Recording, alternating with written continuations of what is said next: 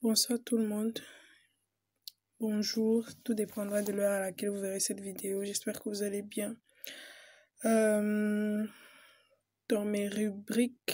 ma rubrique c'est mon histoire, je permets aux personnes de parler de leur vécu, de partager leurs expériences.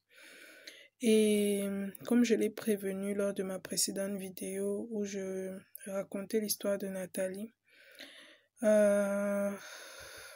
aujourd'hui c'est l'histoire de Julien qui n'a que 17 ans mais qui a été victime de quelque chose d'horrible. Franchement, je suis tellement affectée parce que ça me rappelle beaucoup de choses de mon enfance également. Et c'est dommage, ça fait vraiment mal au cœur. Je sais pas trop quoi dire, mais je vous laisse écouter son message.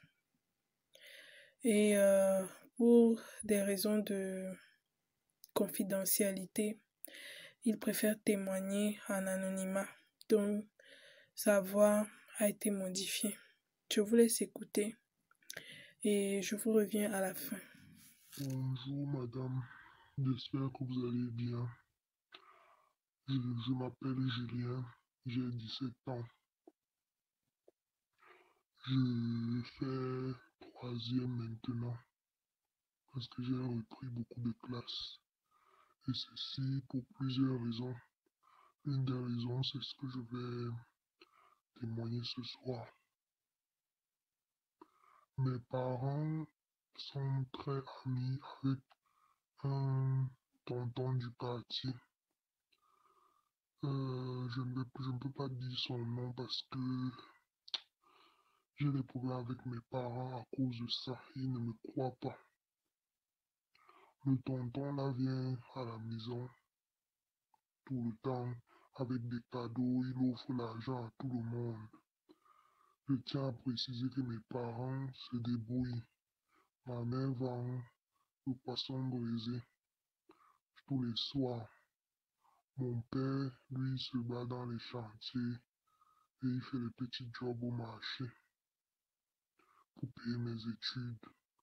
C'est un tonton très gentil. Donc, de temps en temps, vu qu'il a une voiture, une grande maison, il vient souvent avec la nourriture ou alors des petits cadeaux. Et mes parents m'envoient souvent là-bas pour l'aider à nettoyer la maison ou bien laver ses habits. C'est comme ça que un soir, je suis allé chez lui et puis il m'a dit que demain je vienne très tôt le matin. On va passer la journée ensemble, comme c'est souvent le cas les week-ends. Il m'a donc dit que je vienne le matin et quand je suis arrivé, je m'attendais à ce qu'il me donne du travail comme d'habitude. Il m'a dit non, viens, on va regarder la télé.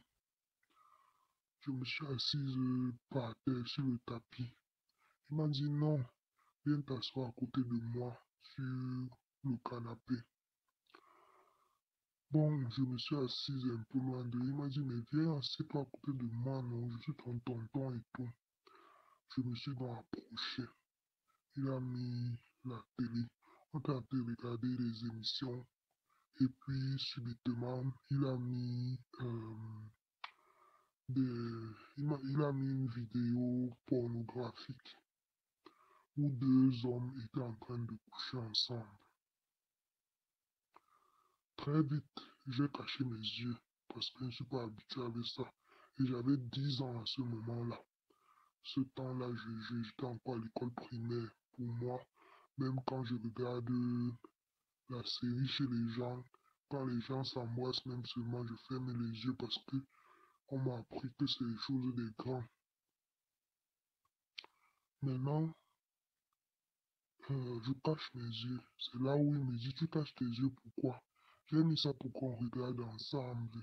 Je lui ai dit non, tonton, je ne suis pas habitué avec ça. Je n'aime pas regarder ça. Mais remets le dessin animé qu'on était en train de regarder. Il dit non, c'est ce que lui préfère. Il était en train de regarder, moi j'ai caché mes yeux. Après, je lui ai dit que je rentre, quand il va finir, je vais revenir. Il dit non, je dois rester. C'est comme ça que il me dit que ce n'est pas compliqué. Il va m'apprendre comment faire. Que c'est comme ça que ça se passe, que même mon père fait ça, que tous les hommes font ça, que c'est normal. Moi, étant enfant, je ne, j'avais beaucoup d'estime pour lui. C'est vrai que aujourd'hui, je le regarde comme un monstre, parce que ce qu'il me fait, ça ne me plaît pas, mais je suis obligé, parce que le jour où j'ai osé dire ça à mon père, j'ai osé dire ça à ma mère, c'est elle qui allait dire ça à mon père. Ils m'ont tapé, parce que pour eux, c'est que je suis en train de mentir, que je suis en train de vouloir nuire à la réputation du tonton.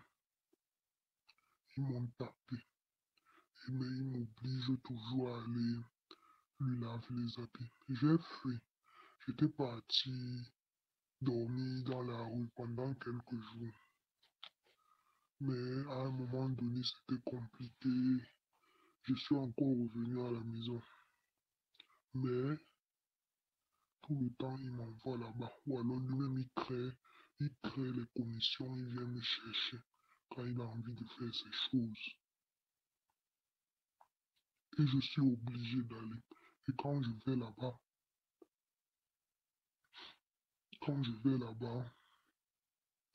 il fait toujours ces trucs, il va demander il va mettre son kiki dans ma bouche. Et après, il va me dire de me tourner. Et puis, la première fois qu'il a fait ça, j'ai tellement pleuré toute la journée parce que j'avais mal. Je n'arrivais même pas à m'asseoir. J'étais là en train de tourner. Oh, je pleurais. Après, j'ai eu le courage de dire ça à ma mère, mais comme je vous ai dit, ils m'ont plutôt tapé. Donc, je n'ai plus osé dire quoi que ce soit. Tout le temps, je vais là-bas. Parfois, j'ai même mal. Je rentre comme ça, je suis obligé d'aller me cacher parce que je n'arrive pas à m'asseoir et pour ne pas exposer ma douleur, je vais me cacher. J'ai essayé d'en parler à quelqu'un au quartier, mais on ne me croit pas parce qu'il est très gentil avec tout le monde. Il donne l'argent à tout le monde. Il porte les gens dans sa voiture. Il est très généreux. Donc personne ne peut croire que lui, il fait des choses comme ça. Je viens juste en parler parce que je ne sais pas s'il fait ça seulement avec moi ou alors avec d'autres personnes. Je ne sais pas ce que d'autres vivent. Peut-être que je vais mourir parce que je vous assure, parfois, je n'arrive même pas à retenir mes selles parce que depuis, depuis 7 ans aujourd'hui, depuis quand j'avais 10 ans, aujourd'hui j'ai 17 ans, tout le temps, il part, il m'amène chez lui, il fait des choses sur moi. Je ne sais pas, peut-être que je vais mourir d'ici là. Mais je voulais quand même dire aux gens, surtout les parents, moi mes parents ne me croient pas. J'ai essayé d'aborder la question plusieurs fois, mais ça ne passe pas. Je fais de mon mieux. Mais franchement, je voulais juste dire ceci. Les parents, s'il vous plaît, faites un peu attention à vos enfants. Que la pauvreté ne ferme pas vos yeux. C'est ce que je voulais dire. Merci pour tout ce que vous faites aussi. J'ai vu vous avez parlé de ce qui vous est arrivé. Et puis j'ai vu d'autres personnes aussi témoigner. Ça m'a un peu donné la force, le courage de venir vous écrire.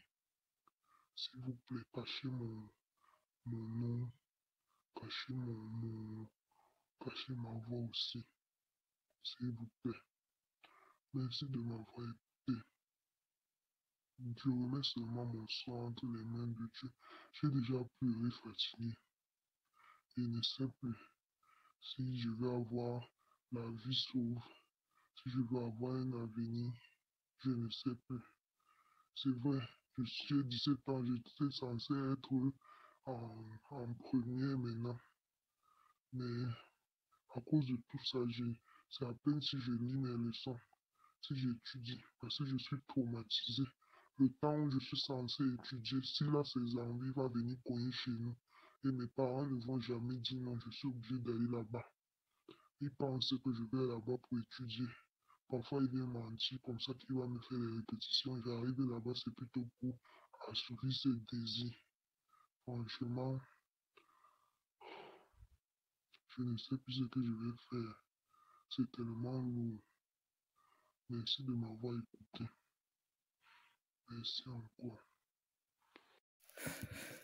Bon, j'espère que on a écouté, que chacun a pu écouter.